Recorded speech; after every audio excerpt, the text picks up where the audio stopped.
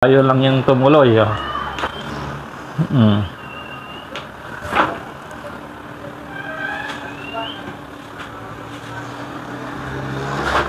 Ayan, umikot na. Ayan o, palitan na ang bushing yan. Ayan o, nahihirapan siyang umikot. Ayan, gusto niyang umikot, kaya lang nahihirapan siyang umikot.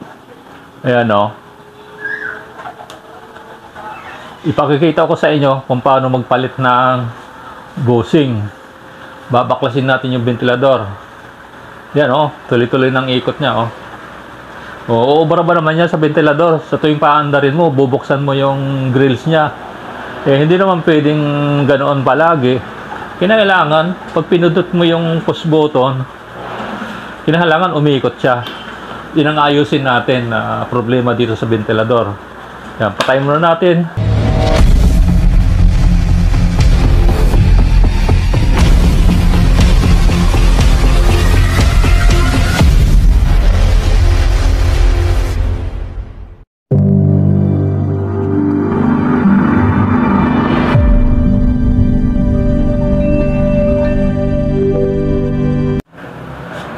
Yan, nandito naman tayo sa panibagong video para ipakita ko sa inyo kung paano ayusin ang isang ventilador na sinaksak mo naman sa outlet at kapag pinindot mo yung push button, ayaw pa rin umandar yung ventilador. Sige, umpisahan na natin ang pagre-repair dito sa isang ventilador na ayaw umandar. Ang gagawin natin, sasaksak natin sa extension. Yan pindutin ko tong number 3. Dapat yan, umiikot na yan, no? Tingnan nyo, ayaw umikot. Sa number 2, mas lalong ayaw. Sa 1, mas lalong ayaw. Yan, titingnan natin kung anong problema nito, kung bakit ayaw umikot itong ventilador na ito na ayusin natin. Ang gagawin natin, bubuksan natin to. Yan, mayroon lang tong dito, yung hihilahin mo lang to, mabubuksan na natin to. Yan, no? Tingnan natin kung mapapaikot natin to. Yan, ay talagang umikot.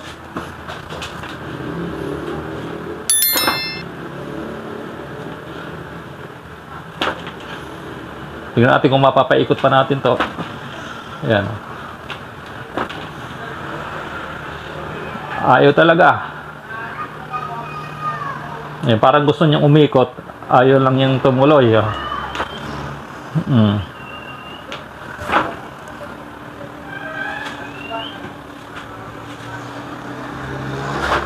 Ayan, umikot na ang ating ventilador.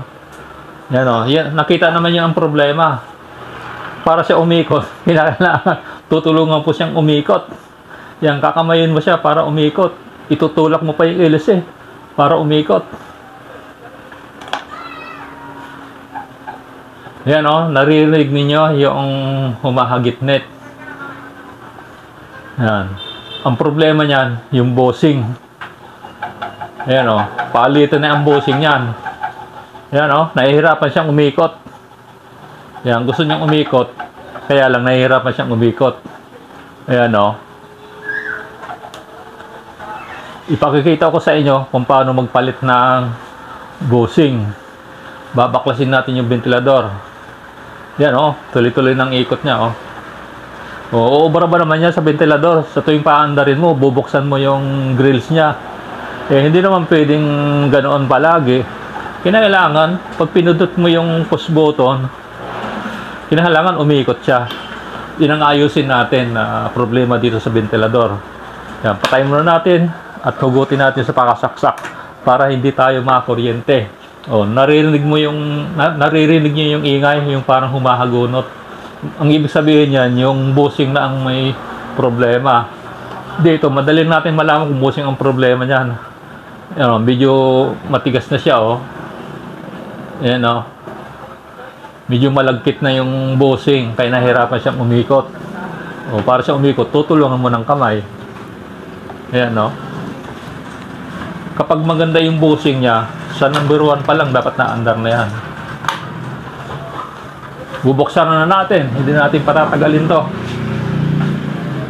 Pakikita ko sa inyo kung paano pagpalit ng bushing.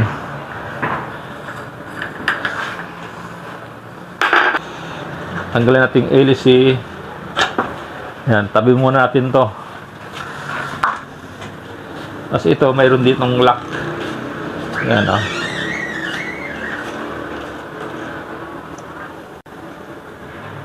Papalitan ko na rin to. Yan, oh. Bitak na, oh. Nagbibitak na.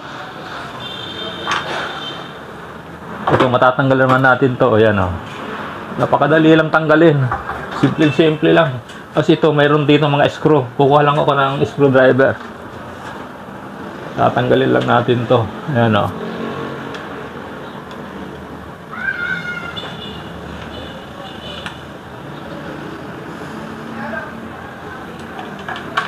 Ay, napunta pa sa loob. Walang problema. Bubuksan naman natin yan. Yan, nalaglag.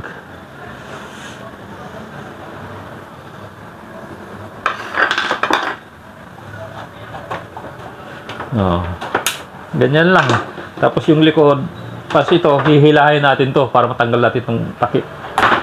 Ayan, oh, hila-hila lang yan. Tapos itong sa likod, bubuksan din natin to.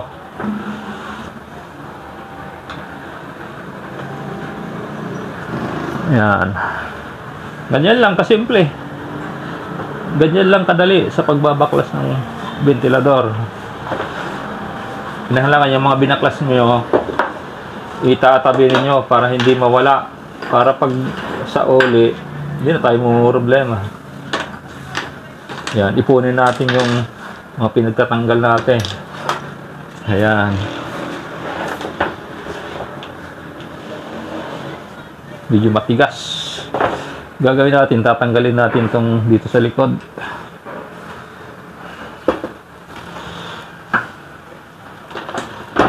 Ayan, o. Pag hindi natin tinanggal yan, hindi natin mapaghihiwala yung, hindi natin makukuha yung bushing. Tatanggalin natin to para mapaghiwalay natin yan. So, alam niyo kung paano pagpapalit ng bushing. Pagpapalit ng bushing, dapat tanggalin na natin yung dapat tanggalin.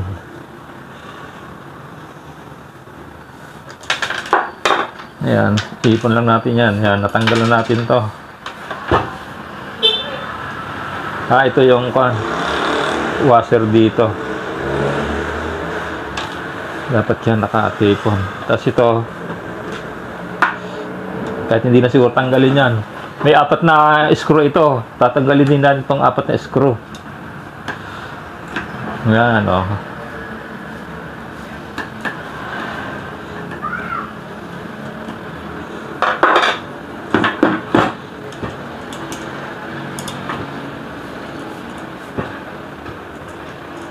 Sa ngayon, hindi na ako makakabili ng spare parts nito kasi nagsasara na yung tindahan. Hapon na. 4 na tornilyo na to, tatanggalin natin.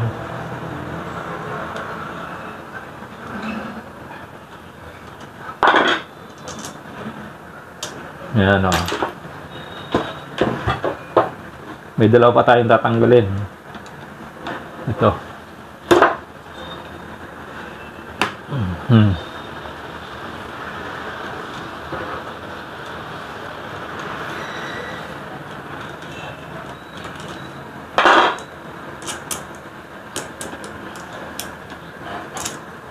Ayan.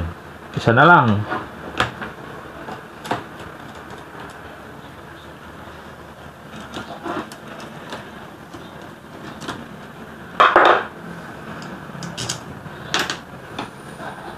Yan, dahan-dahan lang ating ihilahin. Baka maputol yung winding. Pag naputol yung winding, nako. Panibagong bilihan na naman ng spare parts yan. Ito na, hindi natin matatanggal to. Kailangan tatanggalin natin tong anong tawag to. Hindi ko alam kung anong tawag ito. Kung sino yung nakakaalam, mag-comment sa baba.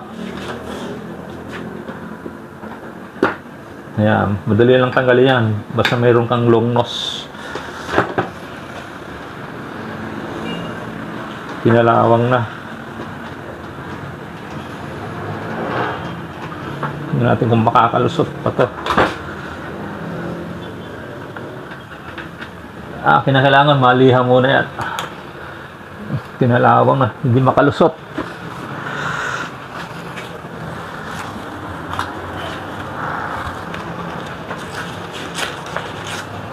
Yan, gagamit lang tayo ng liha para matanggal itong mga dumi-dumi dito. Pag hindi natin i-alis yung dumi dyan, hindi makakalusot. Hindi natin matatanggal yung bushing.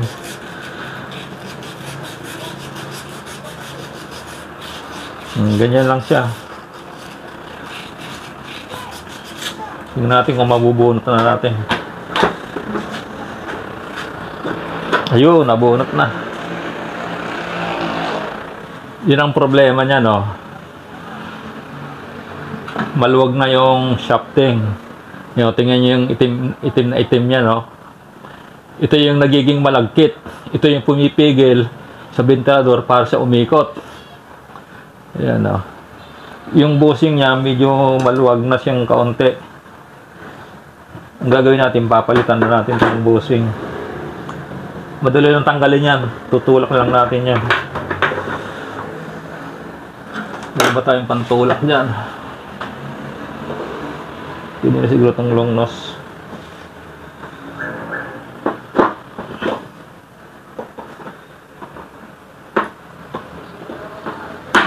Yun, oh. Tanggal na. Ito na yan. Papalitan natin to.